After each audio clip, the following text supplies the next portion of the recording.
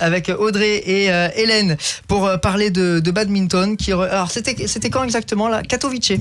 Exactement.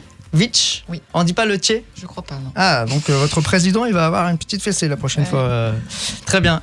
C'était donc il y a quelques semaines maintenant. Oui, c'était du 4 au 11 août. Donc ça veut dire qu'après, vous avez eu le temps de prendre un petit peu de vacances avant la rentrée? Oui, de très bonnes vacances. Ça fait du bien. Après, on veut pas tout savoir, hein, Hélène, mais avec plaisir. Bon, le badminton, on a repris là déjà ou pause encore pour l'instant? Comment ça se passe là avant la... Moi, j'ai déjà repris un peu. Je pense qu'Audrey pas encore. Moi, j'ai pas encore. Moi, j'ai déjà repris, oui. Voilà, bon, c'est comme ça pour poser les bases. Le reste des questions, je laisse Mélanie les poser. Merci. Donc pour la première fois dans l'histoire du badminton français, deux Rémoises sont sacrées championnes du monde en double dame. Donc c'est double dame, plus de 35 ans. Donc vous avez battu des Anglaises en finale. D'abord, qu'est-ce que vous avez ressenti au moment de ce sacre ? Je crois que la première chose pour moi c'était vraiment une grosse surprise, une joie immense évidemment, parce que c'est pas quelque chose à laquelle on s'attendait forcément. Et puis voilà, cette notion de partage qu'on peut avoir toutes les deux depuis le temps qu'on joue ensemble, parce que ça fait 20 ans qu'on joue ensemble.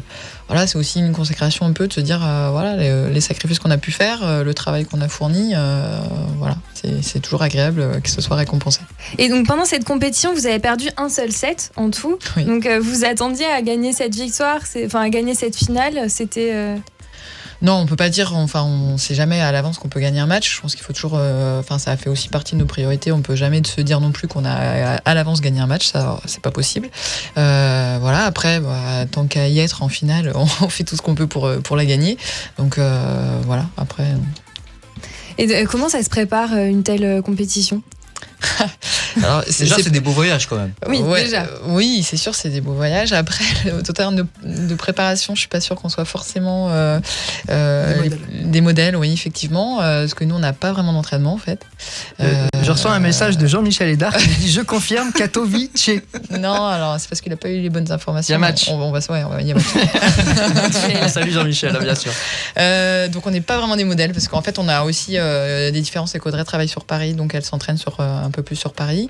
Donc on joue vraiment ensemble que quand on a des tournois ou lors des interclubs. Voilà, donc on essaye de s'entraîner chacune de notre côté. D'accord, donc vous vous entraînez jamais ensemble en dehors de ces compétitions ? Non. D'accord, et comment vous arrivez donc à avoir cette symbiose Voilà, c'est le travail de 20 ans. À l'époque, on jouait quand elle était encore sur Reims avec les études, on jouait toutes les deux sur Reims, donc voilà, il y a une certaine complicité qui s'est instaurée. Et puis voilà, en fait, je sais pas, on le fait au feeling, on se connaît très bien. Donc, ça, c'est fort quand même. Bah oui, c'est incroyable, voilà. Je trouve ça fou. Et justement, votre binôme... On a déjà du mal à taper dans le volant. C'est ça. Comment il s'est construit votre binôme ? C'est parce que vous étiez proches ? Comment vous avez décidé de jouer Eh bien, tout simplement parce que moi, je suis arrivée sur Reims pour faire mes études en STAPS. Et puis, du coup, je me suis inscrite à ce club-là. À l'époque, à l'ABC, Reims. Et puis, il y avait Audrey. Et donc, on a beaucoup joué ensemble. Et puis voilà, ça s'est naturellement, on s'est dit qu'on allait jouer en double, en fait. D'accord. Et toutes les deux, vous jouiez déjà avant de venir à Reims ? Vous jouez depuis combien de temps au badminton ? Alors moi, j'ai commencé au collège, en fait, à l'UNSS, au tout départ.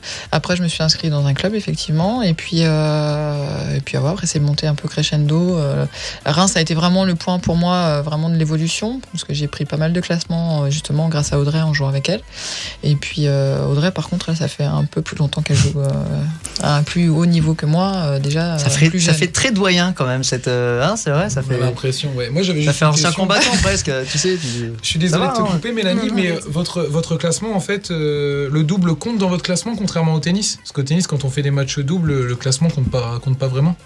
En fait, nous, il y a 3 classements différents. Il y a un classement pour le simple, le double dame et le double mixte, par exemple. Donc voilà, en fonction des matchs qu'on fait, si je fais pas de match, par exemple, en double de mixte, j'aurai peu de points en double mixte. Par contre, je peux en avoir un peu plus en double dame si j'en fais ou en simple si j'en fais. D'où l'importance du double et du double mixte en badminton. On en reparlera après. Voilà. En fait, en badminton, c'est des tableaux à part entière. Il y a vraiment des spécialistes de ces disciplines-là, contrairement aux autres sports de raquettes où c'est un peu pour combler le temps mort. Là, c'est... Ouais. D'accord. On se spécialise vraiment dans ces domaines-là.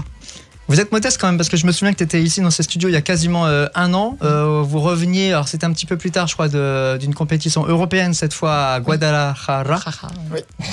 en Espagne. Non, mais là, tu t'en sors bien. Je suis pas trop mal. Demande à Jean-Michel, sinon tu il y a eu, je me souviens d'une petite déception parce que vous étiez allé chercher le bronze, mais du coup, on se prête au jeu et on a envie d'aller jusqu'au bout. Je crois que d'ailleurs, vous avez perdu contre celles qui ont gagné la compétition derrière à l'époque, et forcément, j'imagine que cette compétition-là, elle vous avait donné des idées quand même pour au moins cette année. Oui, l'idée, quand on a commencé à approcher les 30 ans, l'idée, on savait qu'on avait un bon niveau au point de vue national. L'idée, c'était de continuer à jouer ensemble et à garder un niveau correct pour arriver aux vétérans et faire des performances. Alors, en termes de championnat de France, et puis participer après aux compétitions internationales. Très clairement, l'idée d'avoir des titres au niveau international, ça, je pense, ne nous a jamais effleuré. Après, quand on est arrivé au championnat d'Europe, on y allait pour découvrir. On perdait au deuxième tour, c'était pas scandaleux en arrivant. Enfin, voilà, on pensait pas faire partie des meilleures européennes l'année dernière. Et au fur et à mesure des matchs, on se rend compte qu'on est au-dessus de quand même beaucoup d'adversaires. Au final, on est déçu de notre médaille de bronze parce qu'on se rend bien compte sur le match qu'il y avait la place pour aller en finale et c'est ça, en fait, faire quelque chose en finale. Sur un match, finalement. C'est la déception sur le match, c'est pas sur l'ensemble du parcours. Après, c'est difficile à digérer quand on se rend compte qu'il y avait possibilité de faire mieux, d'apprécier cette couleur de médaille. Avec le temps, voilà, c'était quelque chose d'inespéré. C'était contre qui que vous aviez perdu l'année dernière? C'était pas des On avait perdu contre des Suédoises. Ouais. Vous les avez retrouvées là au mondial? Elles ont perdu au premier tour contre les Danoises. Allez, combat en demi-finale. Champion d'Europe, c'est mieux d'être champion du monde. C'est ça. Certaines satisfactions, il y aurait. Ouais, c'est vrai. Alors, c'était très très important pour Hélène. Les Danoises qui ont battu les Suédoises, il fallait absolument pour Hélène qu'on les batte en demi-finale, non pas pour aller en finale, mais pour montrer aux Suédoises qu'on méritait cette médaille européenne plus qu'elle. C'est très français quand même de se dire qu'après 30 ans, ça commence à devenir compliqué ailleurs. Je pense que c'est aussi dans beaucoup de sports. Je pense que des gens qui s'engagent vraiment à plein temps à partir de 12-13 ans dans une activité, passer le moment où on peut être au sommet de ses performances, c'est difficile aussi de continuer, j'imagine. Après, il y a l'hygiène de vie, il y a tout ça. Hein. Voilà, il y a plein de choses. À côté. Je vois la tête d'Hélène quand on dit hygiène de vie. On va avoir des révélations ce soir. Il est que 20h24. Je le rappelle, nous ne sommes pas des modèles, mais on va bien le comprendre. Mais non, après voilà, il y a plein de choses qui rentrent en compte, et surtout effectivement, on n'a pas d'entraînement, et par rapport à tous ceux qui continuent de jouer en fédération et vraiment en dessous de 30 ans, c'est des gens qui sont vraiment entraînés. Avec des gens qualifiés, nous on n'a pas ça quoi. Vous n'avez pas du tout de coach, d'entraîneur quand même? Non. Non, pas du tout, d'accord. Non. Des autodidactes, on les appelle. C'est ça, c'est. En fait, c'est vrai que c'est le mot d'ordre finalement d'aujourd'hui, en tout cas pour ce qui vous concerne, c'est le kiff en fait. C'est exactement ça, c'est le plaisir. Nous on aime jouer. Bah voilà, c'est pour ça continue. Et maintenant par contre vous avez un titre à conserver. 2 ans, on va déjà savourer un peu. 2 ans, et tranquille, 2 ans. Après, personnellement, j'ai pas de pression plus que ça par rapport à ça. Voilà, je suis content de. Vous avez regardé, ne serait-ce que dans quelle ville ce sera sur les prochains championnats du monde, non? C'est ça qui est sûr, vous avez regardé. Ça, on a regardé pour les futurs voyages. Ouais. Voilà. C'est sur booking.com, ils sont déjà allés. Soit les perfs, on s'en fout. Là, vraiment, c'est le voyage, c'est le kiff. Voilà, on sait que dans 2 ans, c'est en Espagne, dans 4 ans, c'est en Corée. Dans 6 ans, vous avez regardé. Dans 6 ans, c'est en Nouvelle-Zélande, donc on planifie pour nos vacances en fait.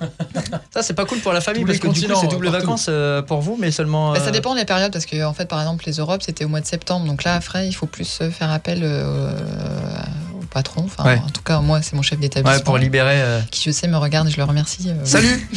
Alors d'ailleurs, j'ai reçu un message qui vient de Saint-André. Oui, où on me demande d'expliquer ce qu'est la danse du boule. Je crois qu'ils l'ont fait. Je crois que c'est ton chef. La danse du boule, en fait, c'était un petit peu une référence aussi. En fait, à chaque fin de match, quand je gagnais, on me voit un petit peu tortiller des fesses. Très bien. C'est une petite danse, quoi. Petite danse. Voilà. Appréciable. Est-ce qu'on peut voir ça ce soir ou pas? Je suis sûr que ça se trouve sur les réseaux sociaux, du coup. Oui. Voilà. C'est magique, les réseaux sociaux, on trouve tout. Ça circule, je pense. Voilà. C'était la petite danse porte-bonheur, alors, du coup? Pour moi, parce qu'Audrey, elle est pas très danse. Pas très dense. Non, on a toujours effectivement un petit signe qu'on se fait toutes les deux à chaque fois, qui est aussi sur les réseaux sociaux. Et on a une belle victoire. Quand on a une belle victoire, effectivement. Et puis après, la danse du boule, c'est particulièrement pour moi et pour mes collègues justement de Saint-André. Eh ben, on les salue. Voilà. C'est un petit peu un double sens aussi, parce que boule, c'est le surnom que je donne à Hélène. Donc, voilà. Si je la fais, ça n'a pas la même connotation. Après, bon, nous, on est preneurs, hein, donc voilà, parce qu'on aime bien raconter des anecdotes pour les prochains invités.